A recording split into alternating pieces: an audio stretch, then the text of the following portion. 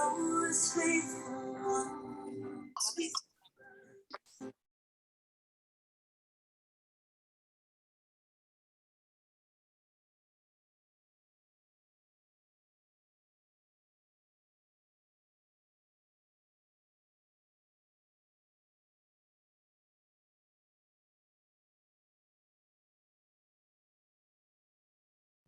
everyone, we're gonna get started in a couple minutes. We're gonna wait for a few more people to join. Start at 11.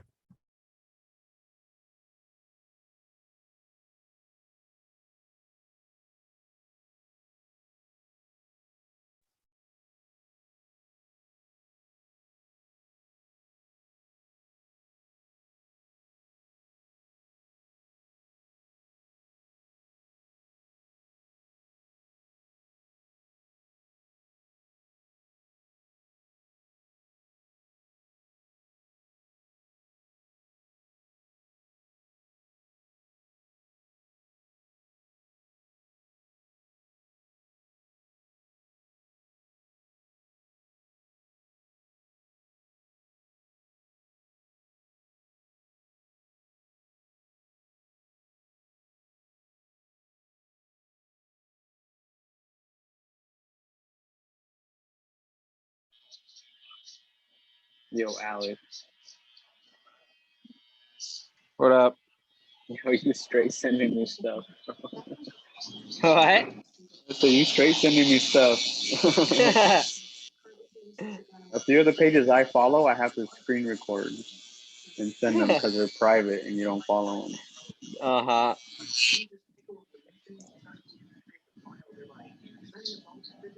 You guys can manually unmute. I just want to record the lesson, that's all. It is. Okay, thank you.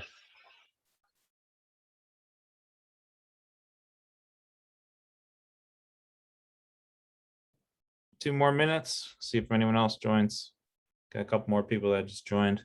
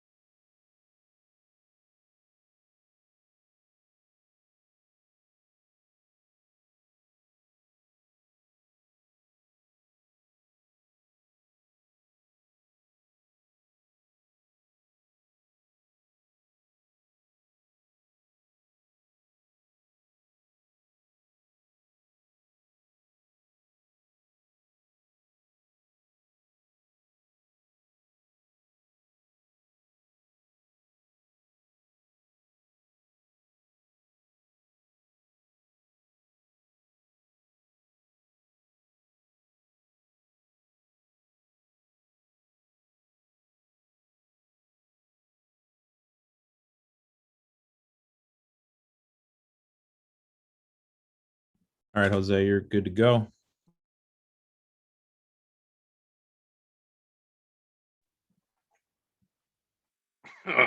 My bad. I'm good to go.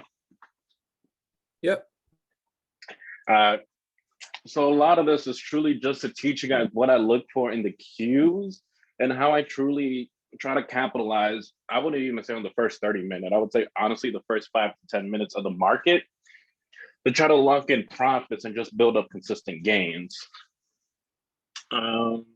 Because I feel like a lot of new traders, even a lot of traders that have been trading for a while, the issue they face is consistent gains and growing their account at a what I could call a regular rate. The great thing about triple Qs would be the zero DTEs. As we all know, the movement on zero DTEs, the price movement, it's astonishing. That's how most of you have probably made your largest gains, or that's how most of you have probably just fallen in love with the gains of the market with those zero DTEs. It's happened across the board with any ticker symbol. The great thing about your ETFs, especially your triple Qs, is you have 3 zero DTEs every week, Monday, Wednesday, and Friday. So you're getting 2 more chances than you just playing a regular stock. The great thing about triple Qs is we used to trade SPY together, and SPY was pretty consistent until it started getting into those record high levels. It just, the movement we were getting, we really weren't able to capitalize on it, especially with a lot of the fake outs and a lot of the retracements would just end up killing our contracts, especially playing weekly expirations. At the end of the day, no matter what contracts you get, it all comes down to your own due diligence and what you're willing to risk for the reward. As we know, if you're getting closer to expiration, yes, you're going to get a much better move, but also you're risking data if the move doesn't start happening in the time frame you were expecting. With this, the great thing I actually discovered about triple Qs in the past, I don't know, let me say a month, I would like to say, because a friend of mine, Ethan, actually started suggesting us to start trading it. The great thing about it is most of you probably trade a lot of tech sectors, as in Tesla, Google, Microsoft. I know Apple's a big player with a lot of new traders, just because you're getting those momentous moves throughout the day. The great thing about triple Qs is that those moves you're getting, especially you guys playing a lot on the tech sector, triple Qs would be the ETF to go and trade. Because I know traditionally a lot of traders do say SPY, but the issue with SPY is it captures your top 500 companies in the New York Stock Exchange, while triple Qs is mainly tech based. Let me see, because I have it here on the side.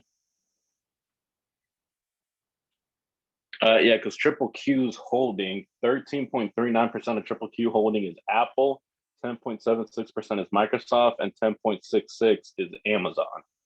And just off of those 3 ticker names alone, you guys know those are the ones that a lot of people capitalize on. And triple Q shares alone, 48.21% of them is made up by the technological sector.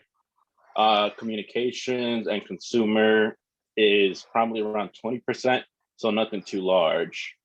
So the great thing about it is when you have tickers as Microsoft or Apple or Amazon moving, it makes an impact on triple Qs. It makes a healthy impact that follows it. While with SPY, the issue is you might have one sector going up while the other is lagging behind and keeping the stock down. Let me see what that is.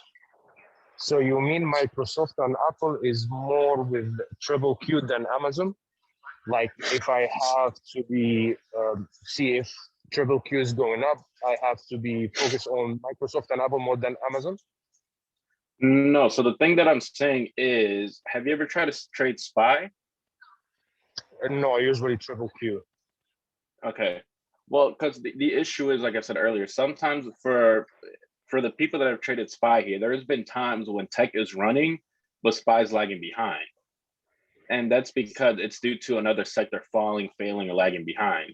So the reason I say Apple and Microsoft is because these 2 companies and Amazon make up such a large portion of the percentage that goes into the triple Q movement, you can actually use Apple and Microsoft to judge and gauge where triple Q is going. Oh, okay, I got you. Thank you.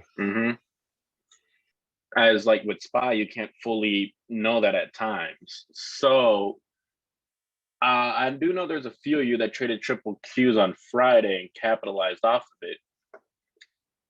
So today I'm actually just, like I said, it's going to be something brief and quick. I'm not a big teaching type of person, but hopefully this helps you guys progress. So the one thing I actually have open right now, I have 3 screens in total, but on one screen, the center one that you guys are looking at is my main one that I have triple Qs at. I have Microsoft over here to my right-hand side, and then I have Apple to my left-hand side. With it, I think in a matter of time of roughly this past week alone, I've been able to make $4,000 off of triple Qs. And when was it? I think it was probably like the second week of July. I started this account with $300. And just to be transparent, the account's already at $8,000 and 7 or 4 cents. Now, I'm not showing this to say, oh, look, you can turn 300 into 8K. I'm just trying to show the constant progressive growth that we can have with this one ticker without you trying to capitalize on every single move in the market and you being faked out. And triple Q contracts aren't that expensive for all of you that played it Friday, or if no one's ever played it, I recommend pull up the option chain and just look at how cheap the in the strike, in the money contracts are. So truly looking at, let's say if I was looking at play triple Qs on, let's say the market opens up, it's 207 right now east, let's say it opens up in 30 minutes. The main thing I would start looking is at main levels on either Microsoft or Apple to see if we can get any momentous move. So it's kind of like Friday. The one thing I actually noticed that led me to purchase triple Q calls was this on the hourly. It was the one.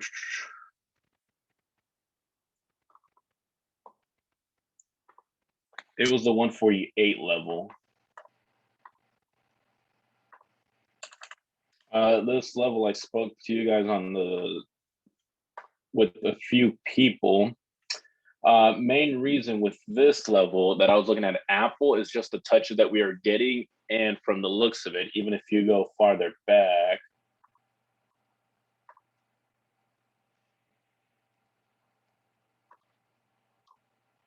it's a level that, as you can clearly see, it was resistance turned into support, turned back into very good resistance right here, turned into pretty good support, turned into resistance again.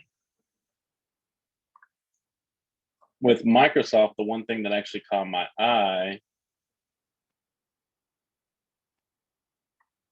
was this right here on the daily yearly. Let me just move it here.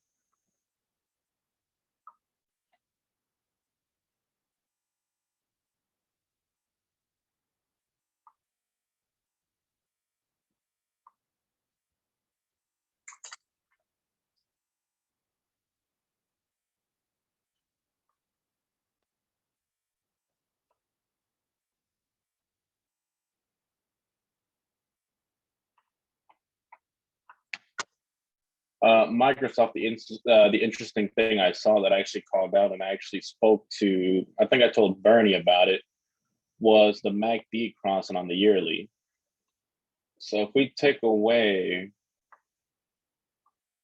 Friday's data, this is what I saw. And the one thing you guys are probably going to see, I color code everything and make it easier for me.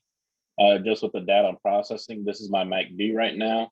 We were having a MACD crossing towards your upper side, and it was towards your most momentous side, which gave us that move on Friday. So that right there, I had 2 large indications, or what I like to call two large entries into really solidifying my entry into triple Q calls at open.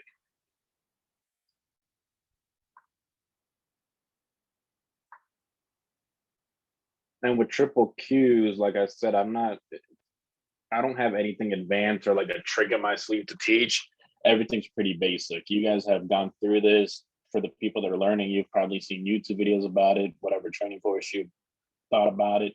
Everything always comes down to support and resistance. So as you can see, the resistance right now, somewhere on the Qs, is around the 91 area. And I would say the support, look at where you get most bounces around, would be right here, 363. So right there, you would have levels through your intermediate yearly. Now, it all comes down to the type of trade you're going to take. If you're going to take a day trade, I would recommend looking at anything from the 30-minute, I would say the 15-minute, anything above to your 4-hour. 15-minute and below are great for your intraday trade scalping, especially your morning scalps. The one thing you probably see also is I don't really use the EMAs. Main reason, EMAs do work on your higher time frames, but with me trying to capitalize on the first 30 minutes, it all comes down to reading candles, reading the formation of the candle bodies, reading the candles that have been built to the prior day, or like, let's say even like pre-market data, and then just your classic support and resistance. So right here, you can actually start going down to your lower level to start looking for more intermediate supports and resistance. A lot of it you can actually see during pre-market hours. So this right here could be a support that we're looking at.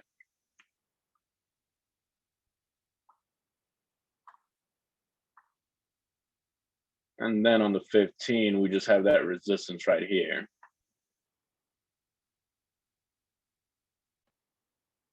And we have another one right here. And like I said, if this was like Monday open right now, I would be,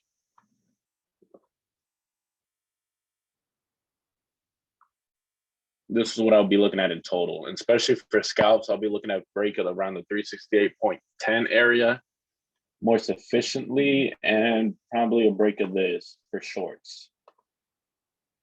The one thing you're going to start seeing little by little, the more you start trading triple Qs, is triple Qs has a certain price movement it likes moving at.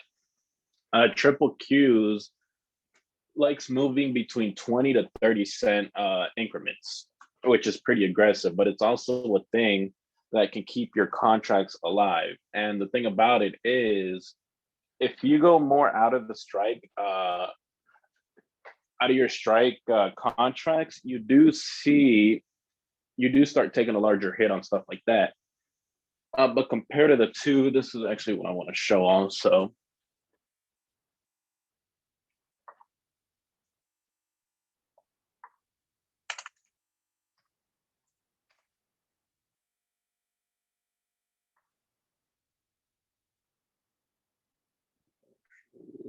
This one would be fast.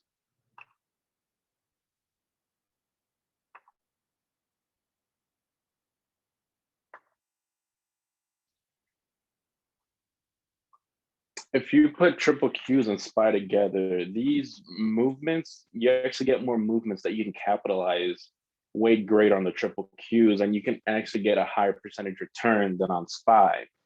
This is what I've been experiencing the past, 3 weeks that I've been trading it. So I don't know if it's just something with tech moving recently, but it's, a thesis I like to develop as it goes on.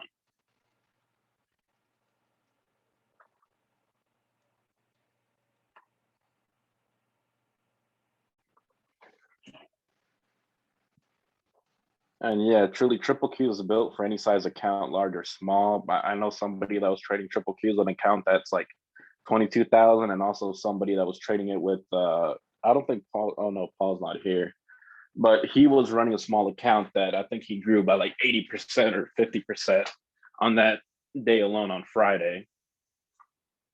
Does anybody have any questions so far? Hey, Jose, can you talk about like the speed at which you take profit on your trades in the morning, and your kind of, your psychology behind that, because we've talked about that before, I just wanted to mention that. Okay, so yeah. So the one main reason I'm able to capitalize so much, even on just the opening bell and stuff like that, is just the psychology and just my profit taking I've developed throughout the past 2 years of trading. Trading wise, I do know it's a running joke, but it's actually something that's true. I usually don't stick around the market for longer than 10 or 15 minutes. That's just because I'm a person that I have my profit target I'm going for. And if I can capitalize a small amount of my portfolio or a small amount of my capital to secure that daily profit that I'm going for, I'm happy with that.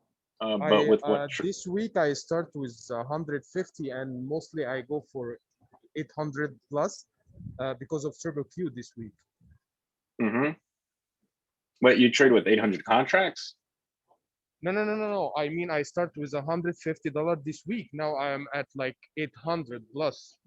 I have cash 360, and I have to contract at Roku for September 3rd. But I am almost at like, I blow up my account from 150 to 800 because of triple Q, trading triple Q the whole week. Well, so you probably noticed how much you can capitalize and with very little funds, especially growing a small account like the one you grew, you can buy decent sized contracts with it and see astonishing returns. Especially when you buy in the money and 0DT, so you can really make good back amount of money. Yeah, so the one thing to build on that, even though this is a little sidetrack, I'll get back to what Trent said.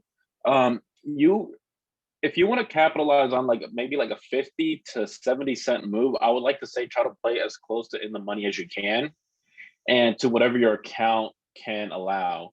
Because the one thing that happens at times is if you don't get the momentous move that we got on Friday open like this, Friday open, you had small contracts that were probably, 0.50 at the opening bell that at the end of this move were probably worth around $2 to almost $3. Now, the thing with that is don't let that blind you every single day on Qs, because that's great to be able to capitalize on that. But the thing is, you want to limit your risk to the market, especially depending on the time frame. And with what Trent said, I really wouldn't call it a strategy. It's just an intuition I've developed throughout my trading. I feel like it's something that a lot of traders come out to somewhere in their journey, because I see a lot of traders do it.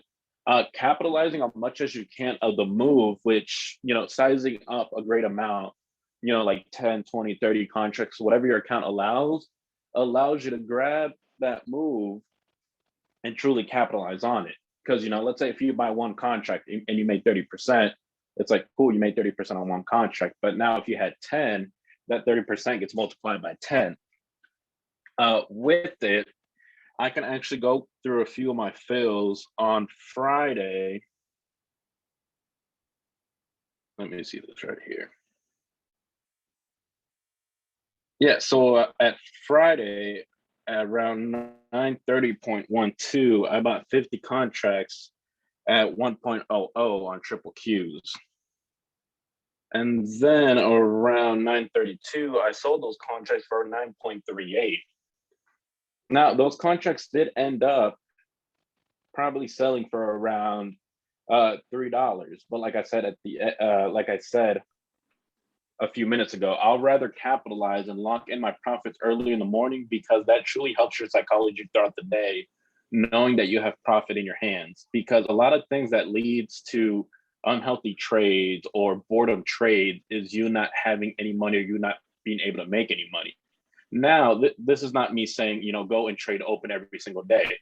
As long as you see an opportunity and you have a plan, do it. But this doesn't mean, go and YOLO and blow your account.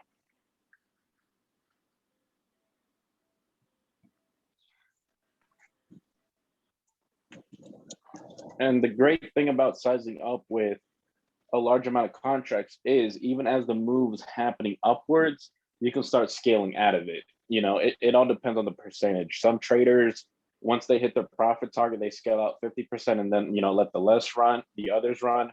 It all depends to, how accustomed you become to the fluctuation of those contracts.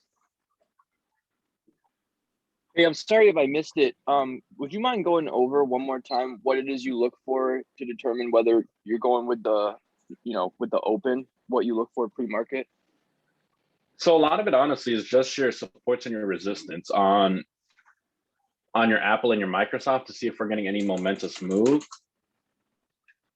Let me see this right here. So like I said, one of the big things that actually got me to think the calls on Friday was we're getting a MACD crossing right here on the yearly for Microsoft. And also Apple had this 148 level available. For the people that traded triple Qs on Friday, I don't know if you were looking at Microsoft or Apple. This is something I can't show you because it's something that happened during market hours. And like I said, this is just frozen data. The move that Q actually had to thank a lot for was its momentous move on Microsoft. But as Microsoft was actually pulling back throughout the interday, Apple started moving past that 148 level, giving it more of a boost. And the moment those two actually aligned together and both started riding up together is when we started getting those, like, that straight upward break of new high of day on triple Qs.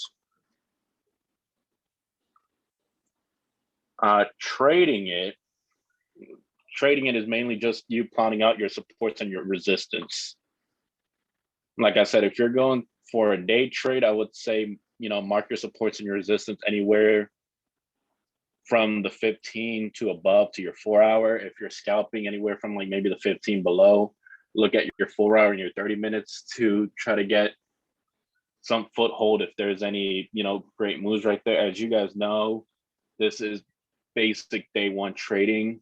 It's a good support and resistance depending on how many touches you've gotten throughout, because it's not always as clear as it is on triple Q right now, where a lot of your support levels are, or a lot of your levels. You can include other indicators with this. Like I said, it all comes down to your liking and how you trade. I do know a lot of people have put Fibonacci retracements on this. A lot of people have put Bollinger Bands on it. So like I said, modify this to your own liking and to the way you trade.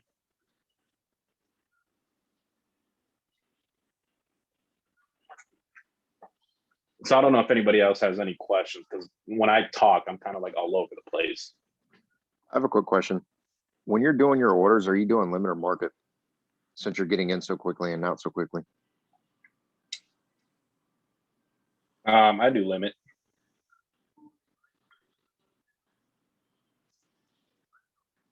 So when you're doing the limit, are you doing it based off of like what happens if you're trying to get into a move and you put the limit price in and the price? Because I've noticed that on Friday, I've done a few at market open on those quick moves like you're talking about, where I'll go in like 20 contracts, but I usually do out of the money and I capture the out of the money move. And like sometimes me trying to enter the price, it moves so quickly that I'm constantly canceling and redoing it. Is that GTR? Yeah, what's up, bro?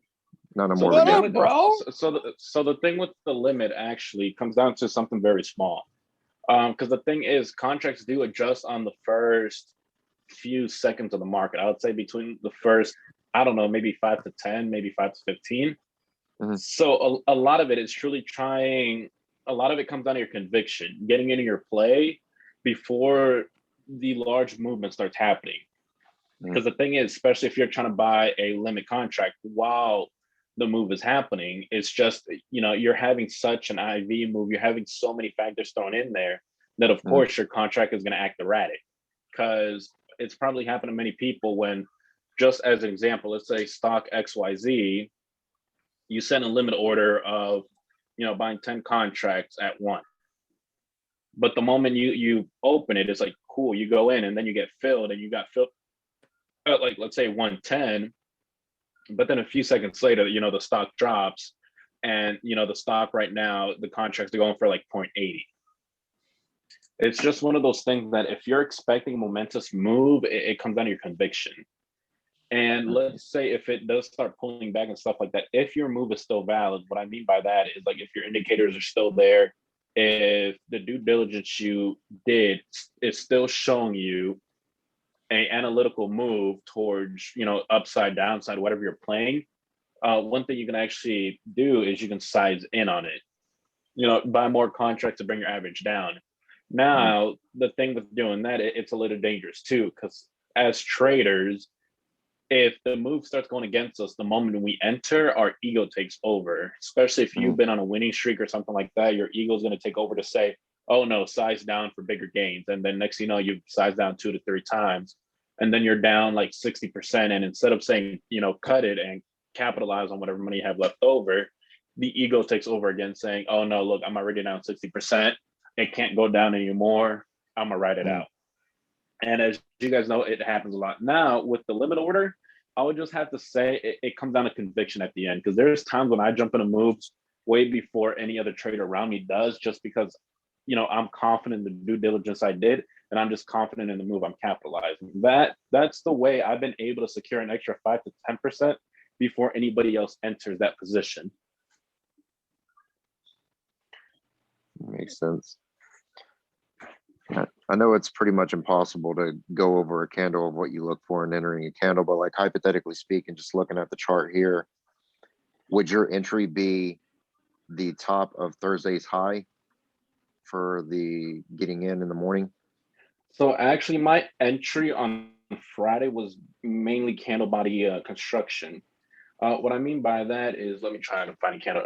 So this candle right here, imagine this candle, right? Imagine the candle is being built. So the one thing I saw Friday is, yes, we did come down to this level right here. Right now, this all looks calm and stuff, but when that candle was being built, everything was erratic. Let me actually go into the 1 minute.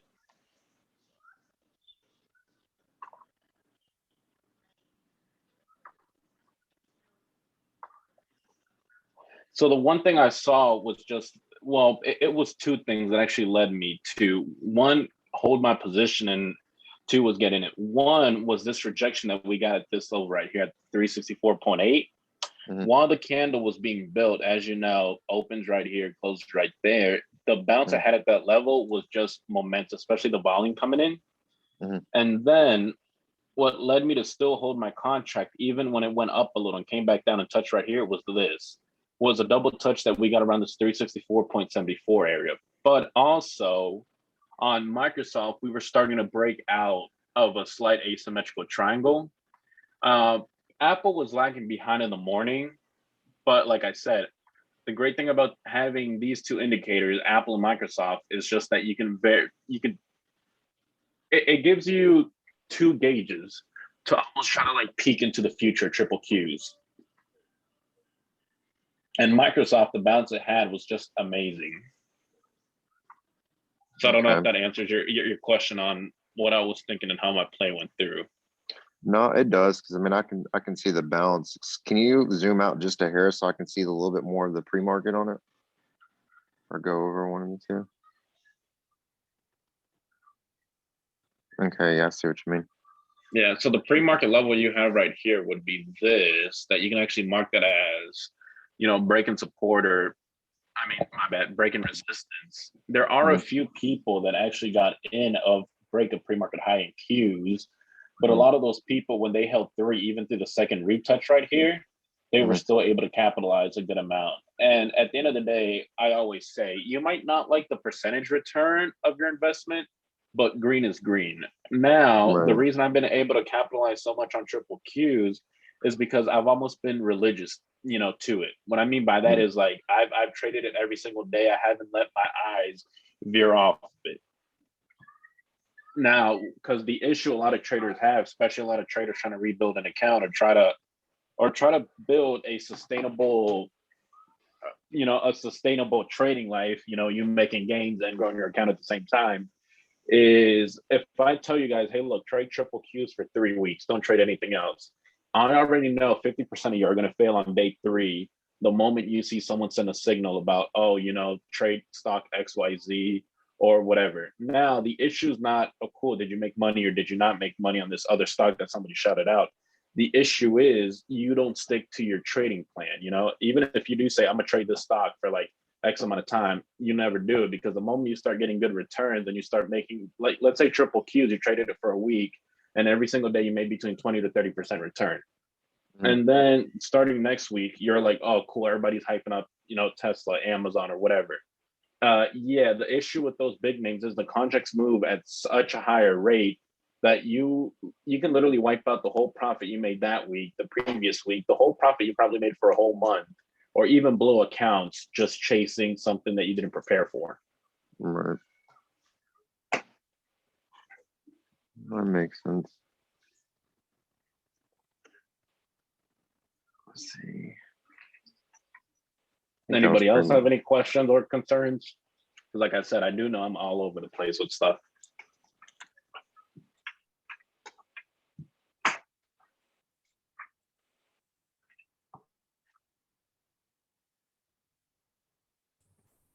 Well, if no one has anything to say, I'll honestly say this. Trade triple Qs. If you have 3 monitors, or even if you have 1, put triple Q in the center and put Microsoft and Apple to its side and trade it for 2 weeks without you taking your eyes off of it. See the returns of it. You've already heard someone in this chat say they turned, what do you turn it? What do you say? He turned 200 and 800?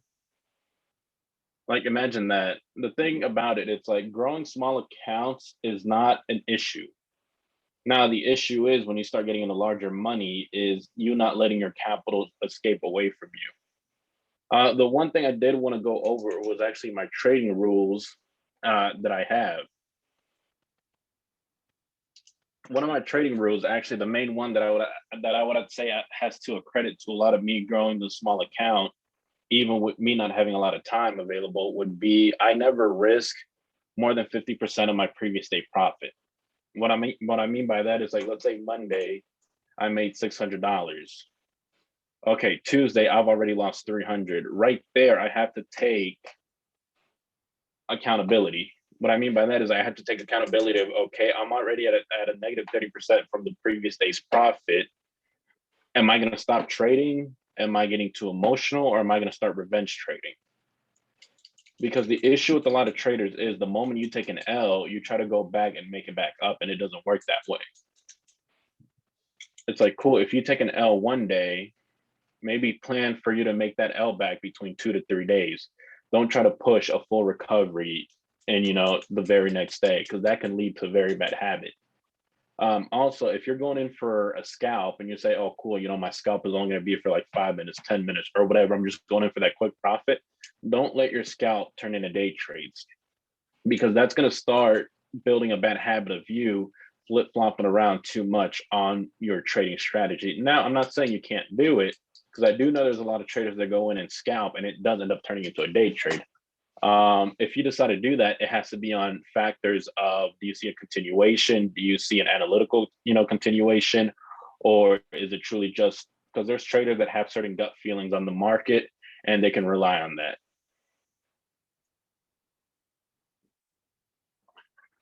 And sizing in, because I know that's probably a lot of concern for a lot of you, sizing into trades, it all depends on the trader, and it all depends. I do know the rule of thumb is don't risk more than 10% of your capital on any trade.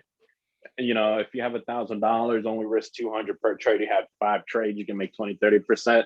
When you're growing a small account, it all comes down to you and how fast you want to see that growth. Because I do know there's some people that put their whole accounts when it's small, but it works out for them just because you're going for such small capital, movements. But yeah, anybody else have any questions? Jose, when you're looking at the, you said put QQQ in the center, Apple and Microsoft on each side. Are you looking at them both at the same time frame, like the 3 minutes that you were suggesting? So what I actually do is I keep the triple Qs either on the 1 or the 3 minute, because I'm going in for a scalp. And I keep Apple and Microsoft either in the 3 minute or the 5 minute, just because I want to get a little more data on Microsoft and Apple, which are my indicators, rather than, get more candle data on the triple Qs, just because the 5 minute, it's going to give me more of a gauge of what it's going to, what it has the potential of doing. Okay.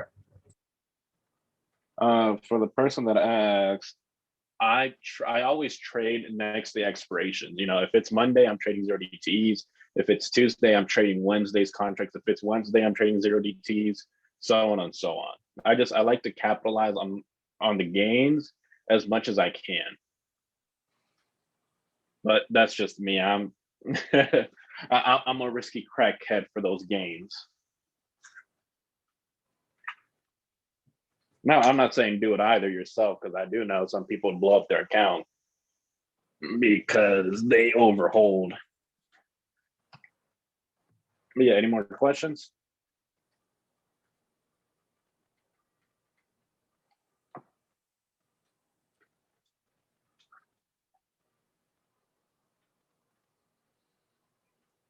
Well, you know, hopefully you guys learned something off of this. I think most of you have my Discord. If you have any questions, I'll happily be here to help provide guidance for anybody that needs it. And I'll be happy to see the gains and how much you guys grow your accounts if you do stick to the triple Qs and just, you know, learn from it. Bernie, I'll play AMC. I'll take AMC over Amazon. Facts. All right. Thanks. So like I said, I hope, you know, you guys, well, actually, let me leave off with this. If you do make any money off the stock market, take some of it out and enjoy it, because that's an issue that a lot of people don't get in the stock market. Is we're kind of making money out of thin air, and that kind of leads to you almost losing the value of, like, you know, some people make $50 on a trade and that's not good enough for them. But imagine those $50 in your hand, how much you can, you know, what you can buy with it, or what type of fun you can have with $50. Because losing money does suck, but making any amount of money is great. So it's like, cool, if you made $500 in a week, you know, take out $100 and go buy yourself dinner, lunch, and just experience trading, paying stuff in your life, so you can start treating your gains and your losses with a little bit more respect, instead of you just, you know, trying to run $1,000 account up to like 10K in a week and you end up blowing it, or vice versa. You have a 10K account and you're trying to make 2K per day and you end up blowing it.